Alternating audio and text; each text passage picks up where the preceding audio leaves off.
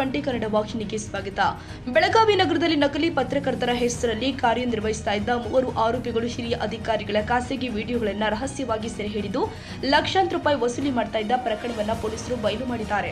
Police ಮಾಹಿತಿಗಳ ಪ್ರಕಾರ ಆರೋಪಿಗಳು ವಿದ್ಯುತ್ ಬಲ್ಬ್ ಹೋಲ್ಡರ್ ಒಳಗೆ ರಹಸ್ಯ ಕ್ಯಾಮೆರಾ ಅಳವಡಿಸಿ ಜಿಲ್ಲಾ ಮಟ್ಟದ ಹಿರಿಯ ಅಧಿಕಾರಿಯ ಮನೆಯಲ್ಲಿ ಖಾಸಗಿ ದೃಶ್ಯವನ್ನ ಚಿತ್ರೀಕರಿಸಿದ್ರು. ಬಳಿಕ ಕೇಳಿದಷ್ಟು ಹಣ ಕೊಡ್ತಿದ್ರೆ ವಿಡಿಯೋಗಳನ್ನ ವೈರಲ್ ಮಾಡ್ತೀವಿ ಅಂತ ಬೆದರಿಸಿ ಲಕ್ಷಾಂತರ ರೂಪಾಯಿ ಪೀಕುತ್ತಿದ್ದಾರೆಂದು ತಿಳಿದು ಬಂದಿದೆ. ಮೊಬೈಲ್ ಫೋನ್ ರಿಸ್ಟೋರ್ ಮಾಡಿದ ಸಂದರ್ಭದಲ್ಲಿ 100ಕ್ಕೂ ಅಧಿಕ ಖಾಸಗಿ ವಿಡಿಯೋಗಳು ಪತ್ತೆಯಾಗಿದ್ದು ಮತ್ತೊಂದು ಬ್ಲಾಕ್ಮೇಲ್ ಪ್ರಕರಣವೂ ಕೂಡ ಬೆಳಕಿಗೆ ಬಂದಿದೆ.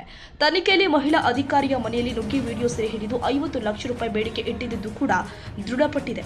ಈ ಪ್ರಕರಣದಲ್ಲಿ ಸಮೀರ್ ಶೇಖ್, ಅಬ್ದುಲ್ ರಶೀದ್ ಮಕಾಂದರ್ ಹಾಗೂ ಮೊಹಮ್ಮದ್ ವಾಳೆಕುಂದ್ರಿ ಎಂಬ ಆರೋಪಿಗಳನ್ನು ವಶಕ್ಕೆ ಪಡೆದು ಮಾಳಮಾರುತಿ ಪೊಲೀಸ್ ಠಾಣೆ ಪೊಲೀಸರು ವಿಚಾರಣೆ ಮಾಡ್ತಾ ಇದ್ದಾರೆ.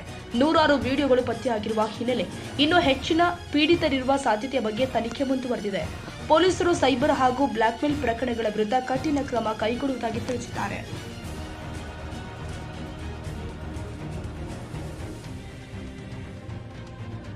ಕನ್ನಡಿಗರ ಮೆಚ್ಚಿನ ನಿಮ್ಮ ಟಿವಿ 20 ಕನ್ನಡ ವಾಹಿನಿ ಇದೀಗ ಟಿವಿಯಲ್ಲಿ ಲಭ್ಯ. ಕರ್ನಾಟಕ ಮತ್ತು ದೇಶ ವಿದೇಶದ 360 ಡಿಗ್ರಿ ಸುದ್ದಿ ವಿವರವನ್ನ ಪಡೆಯುವುದಕ್ಕೆ ಟಿವಿ 20 ವಾಹಿನಿಯನ್ನು ಲೈಕ್ ಮಾಡಿ, ವಿಡಿಯೋಗಳನ್ನು ಶೇರ್ ಮಾಡಿ, ಕಮೆಂಟ್ ಮಾಡಿ, ಸಬ್ಸ್ಕ್ರೈಬ್ ಮಾಡಿ. HCN ಕೇಬಲ್ 842 ನಂಬರ್ನಲ್ಲಿ ಹುಕ್ಕೇರಿ ತಾಲೂಕು ಹಾಗೂ ಸಂಕೇಶ್ವರದ ಸುತ್ತಮುತ್ತಲಿನ ಹಳ್ಳಿಗಳಲ್ಲಿ ಲಭ್ಯ. PCN ಕೇಬಲ್ 129 ನಂಬರ್ನಲ್ಲಿ ಹಾರುಗೆರೆ ಸುತ್ತಮುತ್ತಲಿನ ಹಳ್ಳಿಗಳಲ್ಲಿ ಲಭ್ಯ.